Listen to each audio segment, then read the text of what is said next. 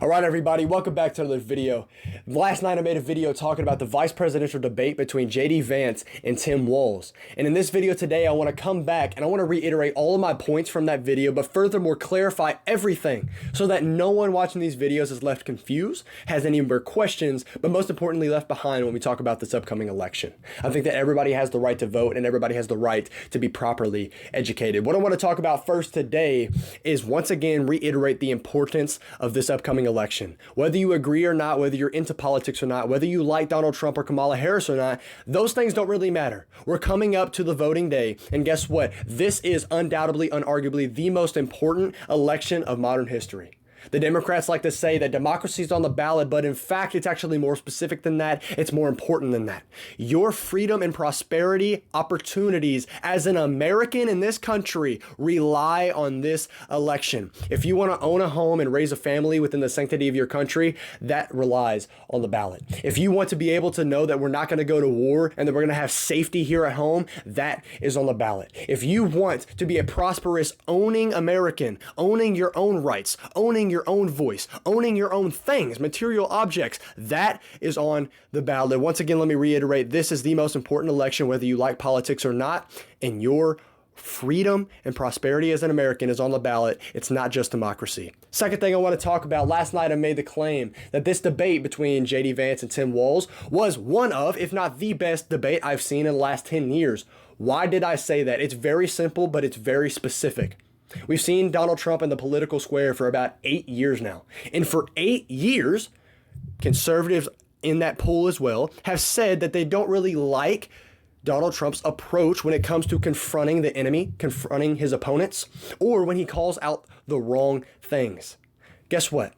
I personally, as I said yesterday, love his approach. I love his directness, his aggressiveness, how he gets to the point and he disregards your feelings. He wants to get to the facts. But I'm not ignorant enough to say, hey, everyone responds that way. No. We've seen it for 8 years. Conservatives as well have said they don't like his approach, but they do like his policies. So when it comes to this election right here, if you're in that bunch where you don't like Trump's approach or the way he talks or the way he handles himself, but you like his policies, now you see somebody in his corner, J.D. Vance, that is the complete opposite when it comes to debating and confronting people in their approach.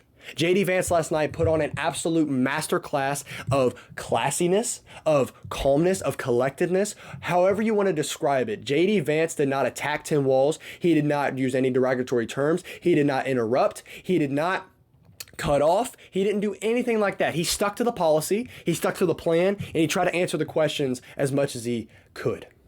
That is everything that we've been wanting for 8 years. Everyone that's been saying, hey, I like Donald Trump's policies, but I don't like Donald Trump, you have no right or no reason to question him anymore, to question the Conservative Party, to question the administration. Because guess what? Donald Trump has read your messages. You read your comments. He understands that people don't all respond to his approach. That is why he chose J.D. Vance, someone that is in the same ideology, of the same rhetoric, of the same belief system, but in a different approach. And that is for you, the American people. Now, third thing that I want to talk about today is the importance of understanding the intent, the morality, and the preparedness of both administrations. Last night's debate showed you that firsthand.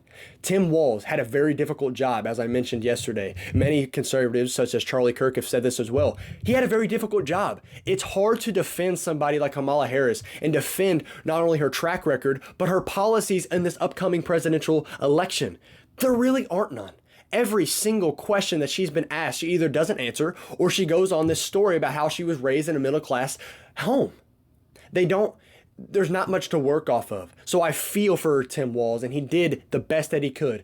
But regardless, he looked nervous, he looked unprepared, and he stumbled on a lot of questions. There's some clips taken out of context and some clips that are just the context that people are disagreeing with him already.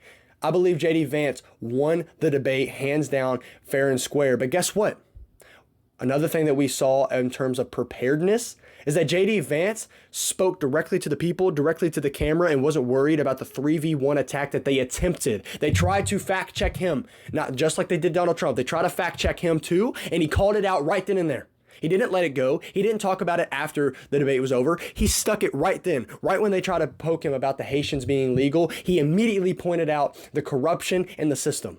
That is what you talk about preparedness, off the fly, off the cuff responses. We don't need notes. We don't need a teleprompter. We have the facts and we have the experience to back it up. We have everything we need. Listen, I want to wrap this up by saying this. It looks like the Conservative Party and the Trump administration is gaining momentum, and it looks like we're going to win. I hope that is the case. But when it comes down to you, whether you're undecided or you're on Kamala Harris's side at this point, you need to really, really look into this. Do not take it off face value. Do not listen to all the buzzwords that they like to use, the heartfelt stories that they like to use. Simply look at the policy, look at the track record, look at the numbers.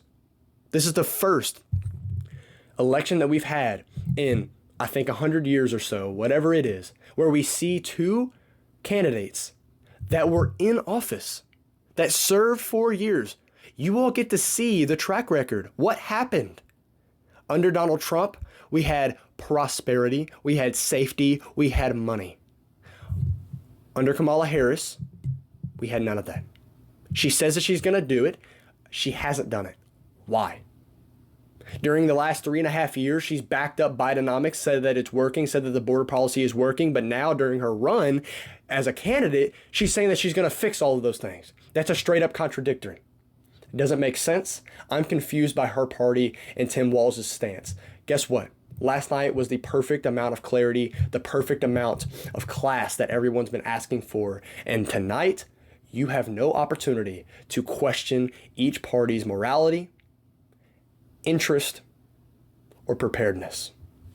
Get out and vote. Donald Trump 2024, baby, let's go.